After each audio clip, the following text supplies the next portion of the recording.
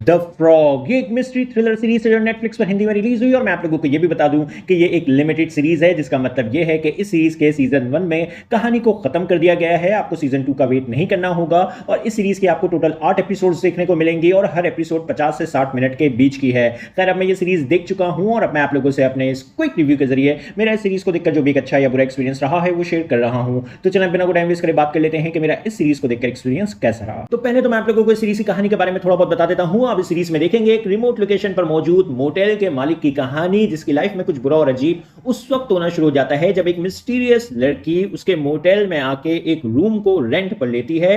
तो आखिर ये लड़की कौन है और क्या चाहती है वो सब जानने के लिए आपको देखना होगा इस सीरीज को। अब बात करेंगे मेरा एक्सपीरियंस इस सीरीज को देखकर कैसा रहा। तो देखो, असल में तो ये शो एक सीरियल किलर शो है और ये कोई स्पॉइलर नहीं है। आपको पहले ही एपिसोड से ये पता चल जाएगा कि आप एक सीरियल किलर की कहानी देख रहे हैं जो आम लोगों के बीच आकर रहने लगता है और फिर उस किलर की वजह से उन आम लोगों की लाइफ पूरी तरह से डिस्टर्ब हो जाती है और फिर वो लोग उस सीरियल किलर से अपनी जान छुड़ाने के लिए क्या कुछ करते हैं वो सब आपको इस सीरीज में देखने को मिलेगा। और ये जो कहानी है वो बुरी नहीं है, प्रॉब्लम है इस सीरीज की एग्जीक्यूशन। पहली बात, आपको इस सीरीज में दो कहानियां एक साथ चलती हुई देखने को मिलेंगी। एक कहानी है एयर 2000 की और दूसरी कहानी है 2021 की। और ये स्टार्ट से ही ये शो दो टाइमलाइंस पर आपको जंप करता हुआ नजर आएगा। और ये जो टाइम जंप है, पास्ट से प्रेजेंट और प्रेजेंट से पास्ट, और ये जंप कभी कभी तो हर 2 सीन के बाद हो रहा होता है और कभी इतना लेट हो जाता है कि आप काफी देर के लिए डिस्कनेक्ट हो जाते हैं दूसरी टाइमलाइन से। और कभी ये जंप इतनी जल्दी जल्दी होता है कि आप थोड़ी देर के लिए कंफ्यूज हो जाते हैं कि ये सीन कौन सी टाइमलाइन का चल रहा है। और प्लस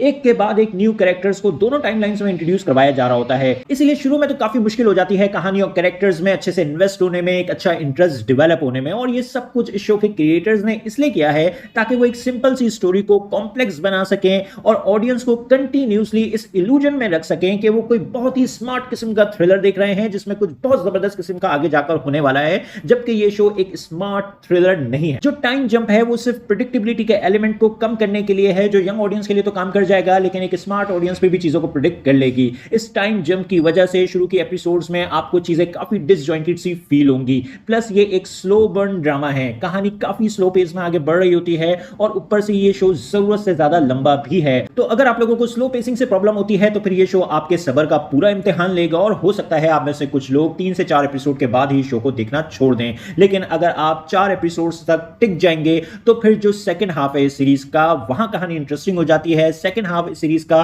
काफी ज्यादा बेहतर है फर्स्ट हाफ के मुकाबले में। सेकंड हाफ में आपको कहानी में कुछ डिसेंट ट्विस्ट एंड टर्न्स देखने को मिल जाएंगे, कुछ डिसेंटली इंटेंस और थ्रिलिंग मोमेंट्स आपको सेकंड हाफ में जाकर देखने को मिल जाएंगे और एक ठीक ठाक सी एंडिंग आपको इस शो की देखने को मिल जाएगी। लेकिन इस सीरीज में कुछ ऐसा नहीं है जो आपके दिमाग को पूरी तरह से घुमा दे या आपने सीरियल किलर जॉनरा में पहले एक्सपीरियंस ना किया हुआ हो, ऐसा कुछ नहीं है। बाकी कैरेक्टर्स इस सीरीज के इंटरेस्टिंग हैं लेकिन इन कैरेक्टर्स में मैं इमोशनली इन्वेस्ट नहीं हो पाया। जो किलर लड़की है उसकी बैक स्टोरी को अच्छे से एक्सप्लोर करने की जरूरत थी, वो नहीं की गई है, जो कि देखकर थोड़ा अच्छा नहीं लगा। बाकी एक्टर्स की जो परफॉर्मेंसेस हैं, सीरीज का म्यूजिक और प्रोडक्शन वर्क है, वो सब कुछ अच्छा है। इन शॉर्ट मेरा एक्सपीरियंस इस सीरीज को देखकर काफी मिक्स रहा है। जैसा मैंने आप लोगों को पहले ही कहा कि कहानी बुरी नहीं है लेकिन एग्जीक्यूशन ने काफी मजा खराब किया है। लेकिन फिर भी अगर आप लोगों को स्लो बर्न मिस्ट्री थ्रिलर्स देखना पसंद आते हैं तो फिर ये शो टाइम पास के लिए जरूर देखा जा सकता है। शुरू की 3-4 एपिसोड्स लगेंगी आपका एक अच्छा इंटरेस्ट डेवलप होने में, लेकिन फिर सेकंड हाफ देखकर आपको ठीक ठाक सा मजा आएगा। प्लस कहानी भी एक ही सीजन के अंदर खत्म हो जाती है और ये भी इस शो का एक प्लस पॉइंट है। इसलिए मैं सीरीज को रेट करूंगा 7 आउट ऑफ 10। मेरी नजर में ये एक एवरेज टाइम पास का शो है और हां, आप चाहें तो ये शो फैमिली के साथ भी देख सकते हैं, लेकिन